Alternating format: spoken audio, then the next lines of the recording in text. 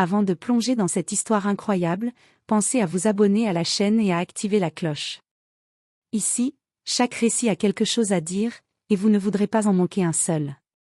C'était une matinée ensoleillée à Atlanta, et l'hôtel, Magnolia Suite, grouillait déjà de clients pressés et de touristes émerveillés. Marcus Thompson, un homme élégant et réservé, franchit les portes avec un léger sourire. Il portait un costume impeccable, des lunettes noires et un air d'homme qui en avait vu plus qu'il n'en fallait.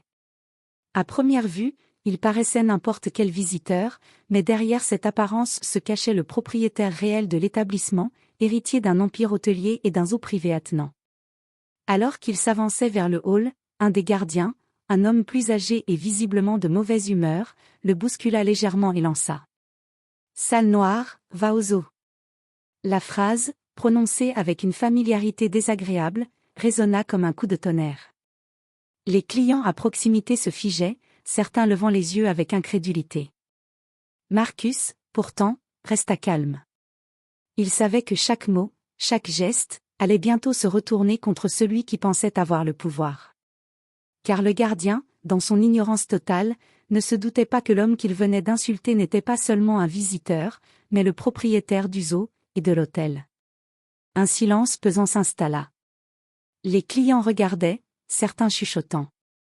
Marcus posa lentement son bras sur le comptoir de l'accueil, et avec un sourire glacé, il répondit.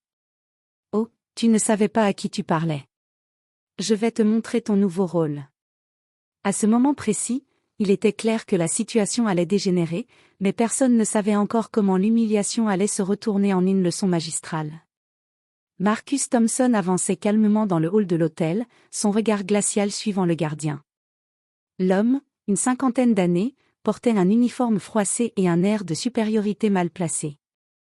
Il ne savait pas qu'il venait de proférer l'insulte la plus grave de sa vie professionnelle. « Sale noire, va au zoo !» avait-il lancé, la voix forte, comme pour que tout le monde entende. Les clients s'étaient figés, certains choqués, d'autres amusés, mais Marcus ne laissa rien transparaître. Il respira profondément, ses doigts serrant légèrement la poignée de son attaché-caisse. Tout en lui restait maîtrisé, mais dans ses yeux brillait une étincelle de vengeance silencieuse. « Tu sais ?» commença Marcus d'une voix calme mais glaciale, « je ne suis pas un simple visiteur. » Le gardien cligna des yeux, surpris, mais son arrogance était plus forte que sa prudence. « Et alors ?» répondit-il avec un ricanement nerveux. « Ça ne change rien. » Marcus posa l'attaché-caisse sur le comptoir et le fit légèrement basculer, un geste calculé pour attirer l'attention. « Tout change, dit-il. Parce que tu parles à l'homme qui possède cet hôtel, et le zoo que tu pensais me renvoyer. » Le gardien blêmit. Les mots semblaient irréels, mais Marcus sortit alors un petit badge officiel, portant le logo du zoo et de l'hôtel. Les clients autour se penchèrent pour voir, murmurant entre eux. L'air se chargea de tension, et le gardien recula instinctivement, la bouche sèche. « Tu vas m'accompagner au zoo, mais pas pour m'insulter. Pour travailler, à ton vrai niveau, » continua Marcus, un sourire froid se dessinant sur ses lèvres. « Et crois-moi, tu ne vas pas aimer ce rôle. » Le gardien, déstabilisé, bafouilla quelque chose d'incompréhensible. Les clients, eux, commencèrent à comprendre, l'homme qu'ils avaient pris pour un visiteur ordinaire était en réalité le maître des lieux. L'humiliation allait se retourner, mais Marcus n'en avait pas encore terminé.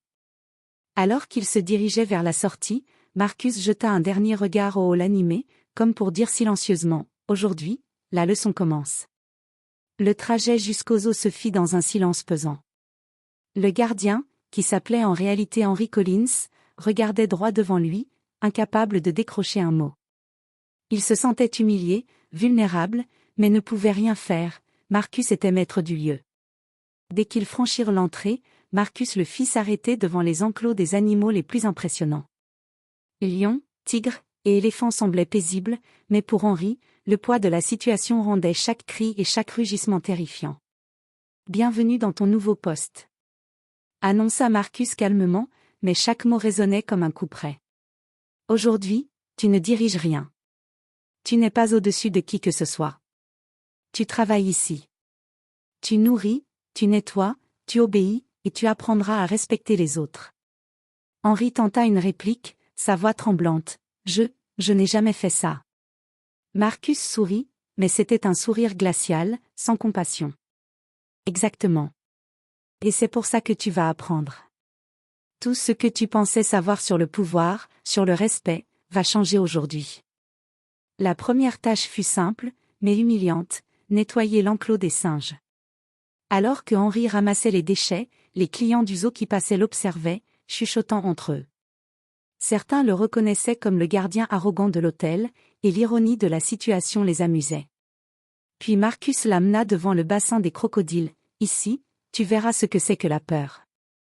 La peur vraie, celle qu'on inflige à ceux qui pensent dominer les autres par leur arrogance ou leur couleur de peau. Henri frissonna. Les crocodiles semblaient presque symboliques, comme si chaque mouvement reflétait sa propre vulnérabilité. Il comprit que sa vie sociale et professionnelle venait de basculer en quelques minutes. Et alors que Marcus l'observait travailler, il murmura pour lui-même, « Parfois, il faut toucher le fond pour apprendre à respecter la hauteur. » Ce jour-là, Henry Collins allait apprendre une leçon qu'il n'oublierait jamais. Et Marcus, patient et calculateur, savait exactement jusqu'où il devait aller pour que la leçon soit gravée dans la mémoire de son gardien, pour toujours. Le lendemain matin, le zoo était plus fréquenté que jamais. Des familles, des enfants et des touristes affluaient, impatients de voir les animaux, inconscients du drame qui allait se jouer. Marcus avait un plan précis, Henri allait apprendre sa leçon devant tous. Il l'amena d'abord devant l'enclos des lions.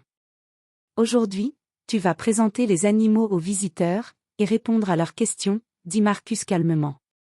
Mais tu ne vas pas parler comme avant. Tu ne commandes plus rien. Tu n'imposes plus rien. Tu obéis. Henri, encore sous le choc de la veille, acquiesça timidement. Mais lorsqu'il s'adressa aux visiteurs avec son ton arrogant habituel, Marcus intervint. Non, Henri. Tu dois leur parler avec respect. Tu dois montrer que tu comprends enfin ce que signifie le mot humilité.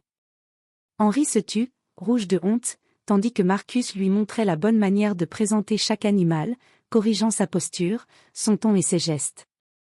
Les enfants riaient parfois de ses erreurs, et chaque rire faisait grimper la tension de l'humiliation. Puis Marcus le conduisit devant l'aquarium géant où nageaient des requins. Ici, Henri, tu ne peux pas contrôler les créatures. Tout comme dans la vie, certaines choses échappent à ton arrogance. Tu dois apprendre à respecter. Henri tremblait, et les visiteurs commençaient à chuchoter entre eux, certains comprenant que le gardien arrogant d'hier subissait aujourd'hui la leçon qu'il méritait. Mais Marcus ne s'arrêta pas là. Il annonça aux visiteurs, « Mesdames et messieurs, nous avons aujourd'hui un exemple vivant, de ce que signifie le respect et l'humilité. » Sous le regard attentif de tous, Henri se vit attribuer les tâches les plus simples mais les plus visibles, nettoyer les enclos, nourrir les animaux sous l'œil vigilant des visiteurs, corriger ses erreurs, tout en gardant le silence et la dignité brisée. Chaque action publique renforçait la leçon que Marcus voulait transmettre. À la fin de la journée, épuisé et humilié, Henri comprit enfin. Ce n'était pas seulement une question de travail ou de respect, mais de reconnaissance de la valeur de chacun, indépendamment de sa couleur ou de son rang. Marcus, quant à lui, observait de loin, satisfait, sa leçon avait porté ses fruits. Et dans le regard d'Henri, une prise de conscience naissante, il venait de toucher le fond, mais peut-être, juste peut-être, il pourrait remonter avec honneur, si seulement il avait appris la vraie leçon. Quelques semaines plus tard, le zoo était devenu célèbre non seulement pour ses animaux, mais aussi pour l'histoire qui s'y était déroulée. Les visiteurs racontaient à qui voulait l'entendre l'humiliation publique du gardien Henry Collins et la manière dont le propriétaire, Marcus Thompson, avait transformé l'arrogance en humilité. Ce matin-là, Marcus entra à nouveau dans le hall de l'hôtel.